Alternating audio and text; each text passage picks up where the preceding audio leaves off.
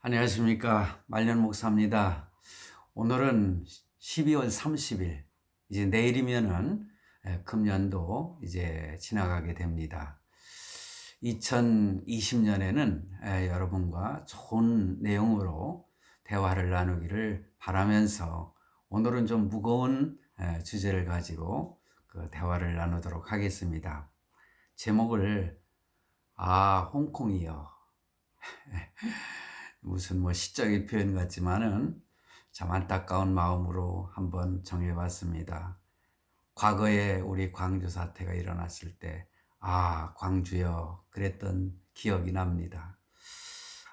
홍콩이요. 예, 홍콩은 지금 아주 위태한 상황에 놓이게 됐습니다. 왜냐하면은 자유민주주의가 위협을 받고 있기 때문에 그랬습니다. 그 역사적인 사건을 뭐 디테일하게 우리가 다 이렇게 알 필요는 없겠지만은, 그러나 우리가 조금은 알아야 이 국제 정세가 어떻게 돌아가는가 우리는 그것을 알 수 있기 때문에 그렇습니다. 그 영국과 중국이 아편 전쟁을 했었죠. 참 유명한 아편 전쟁입니다. 근데 이제 그 아편 전쟁이 마무리되면서, 그러니까 전쟁이 끝나가면서 중국은 영국에게 한 가지 양보를 하게 됩니다. 그것이 바로 홍콩을 양보하게 되죠. 그리고 99년을 통치하고 반환하는 것으로 협정을 하게 됩니다. 그런데요, 99년, 100년 가까이 지나는 역사가 금방 지나가요. 그래서 99년이 지나자 영국은 반환을 하게 되죠. 홍콩을. 그러면서 다시 협정을 합니다.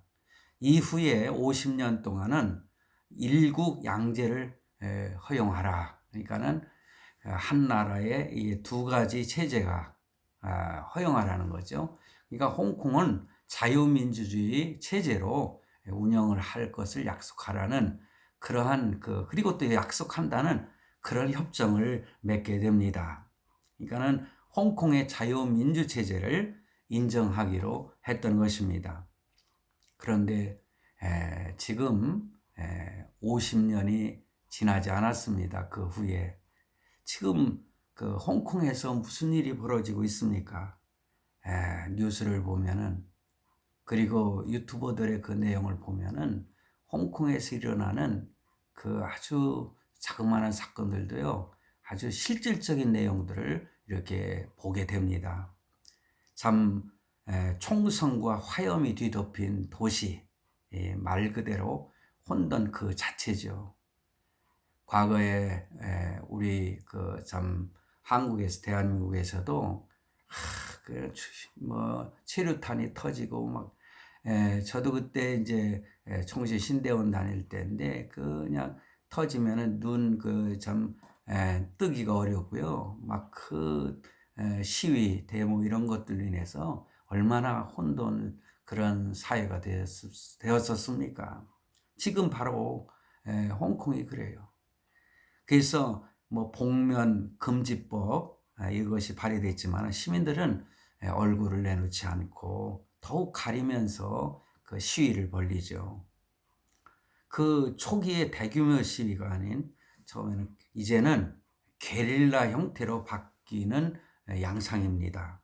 경찰들은 이제 곤봉도 들게 되고 실탄이 든 총을 소지하는 그런 상황까지 오게 됩니다. 참으로 최루탄 때문에 참 그들은 굉장히 어려움을 겪고 있는 상황이에요.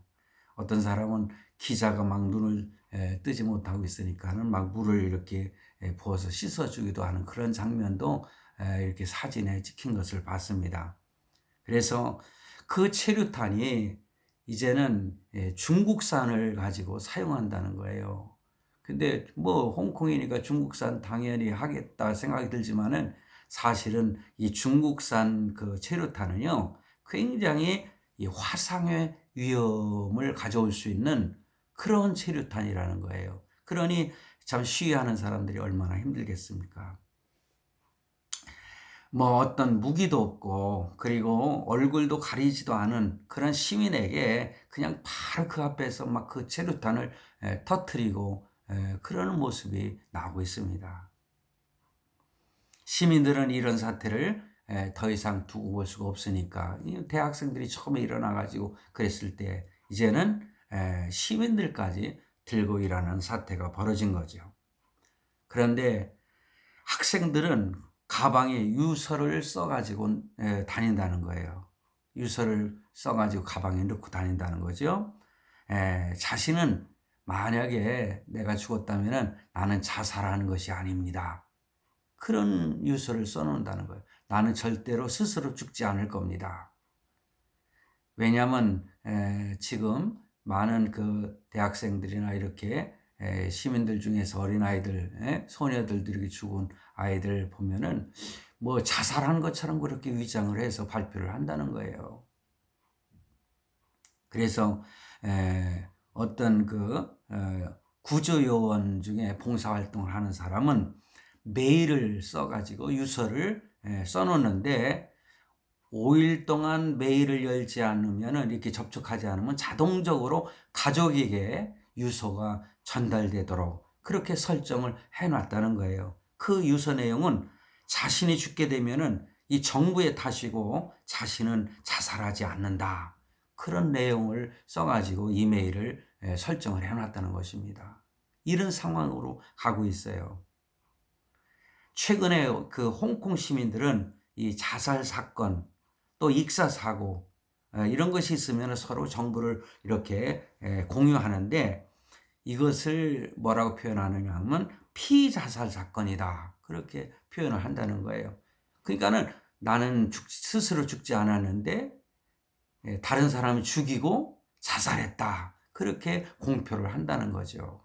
그게 피사살 유서 사건이라는 거예요. 참 홍콩 사람들이 왜 그런 생각을 하게 됐는 거 아니? 그 15살 아이 천예닐이라고 하는 그런 아이의 사망 사건 때문에 그렇다는 거예요. 처음 시체가 발견된 곳 주변에는 근무하는 사람들에 따르면은 뛰어내리지 않았다면은 스스로 뛰어내리지 않았다면 죽을 이유가 없다. 그러니까 이것은 그 다리 위에서 그렇게 사건이 벌어졌는데 이것은 이미 죽은 시체가 떠내려온 그러한 시체다. 그렇게 말을 한답니다. 이러한 홍콩 사태, 참 이것은 중국과 홍콩만의 사건이 아니라 전 세계인의 관심을 갖는 큰 사건이 되고 있습니다. 우리 정부에서는 공식적으로 그렇게 큰 관심을 갖지 않는 그러한 태도를 보여왔습니다. 그리고 나서 문통은 얼마 전에 중국을 방문했잖아요. 그리고 시진핑 앞에서 그런 얘기를 했다고 하지 않습니까? 홍콩 문제를 갖다 거론하는 것은 내정 문제를 간섭하는 것이다. 그렇게 언급을 했다는 거예요. 참 그 인권 변호사로 참 대통령 되기 전에 이렇게 활동을 했다고 이 자랑 삼아 얘기하는 것이 어떻게 그 홍콩 참 시민들의 인권을 그렇게 무관심하고 그리고 내정 사건이니까 언급해서는 안 된다는 의도로다가 어떻게 얘기를 할 수 있겠느냐. 그래서 국내에 그 많은 사람들이 문제를 삼고 있습니다. 참 아베 총리는 그렇지 않았다는 거예요. 일본에 시진핑에게 투명하게 설명하라고 단도직입적으로 먼저 말을 꺼냈답니다. 그런 면에서 보면은 우리 대한민국의 망신살이 참 전 세계인들에게 퍼진 거 아니겠습니까? 영국이 중국에게 그 홍콩을 반환할 때 그 영국과 중국 협정은 차후 50년간 제가 좀 전에도 말씀드린 것처럼 일국 양제를 인정하겠다. 그런데 왜 홍콩은 이렇게 강제로 중국이 이렇게 참 이런 시위가 일어나도록 만들었느냐. 그냥 자유민주주의를 강하게 취임해를 가하고 있기 때문에 그 홍콩 자유민주주의 국가의 뭐 원조라고 할 수 있는 영국의 통치를 받았으니 얼마나 자유로운 생활을 했겠습니까? 그런데 갑자기 공산주의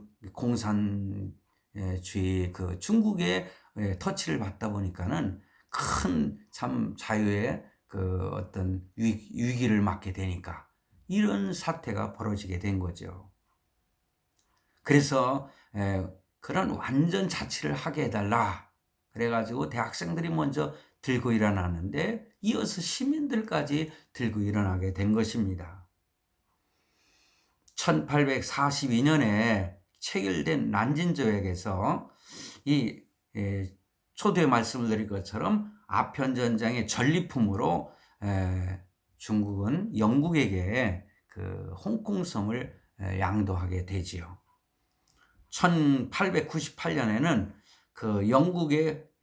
영국은 홍콩과 인접한 이 북부섬과 이 행정구역으로 알려진 이 홍콩을 99년간 이렇게 어찌 보면은 완전히 뭐라고 할까요? 그 주권을 포기하지 않고 중국이 그냥 이렇게 빌려주는 형식이죠. 그걸 뭐 초차라고 그렇게 표현을 한답니다. 당시 영국은 어떤 이 나라가 그 중국의 나라 그 영토지만은 영구 임대를 원했다고 했습니다. 그러나 이홍장이라고 하는 그 중국의 그 정치인이 결국은 외교적 수완을 발휘해 가지고 영국 니네가 땅을 달라고 하면은 다른 열강들도 달라고 할 것이 아니냐. 그러니 이렇게 조차로 하자. 그건 99년 이거는 99년 정도면은 100년이 되니까 어떻게 보면 이거는 영구나 마찬가지 아니냐. 그래서 이해해 달라. 그런 형태로 이렇게 체결이 됐다고 이게 기록에 나와 있어요. 그러니 영국이 이제는 통치를 100년 가까이 하는 거죠. 99년. 그런데 1997년에 끝나게 되는 것입니다.